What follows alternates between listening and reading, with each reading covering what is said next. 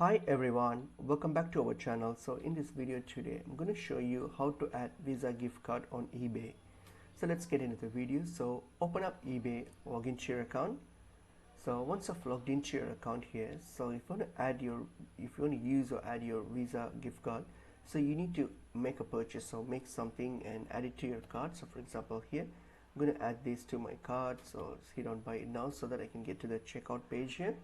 So I'm going to add this and then get to the checkout page here. So when I get to this checkout page here, so I will get with all these payment methods here, the payment options.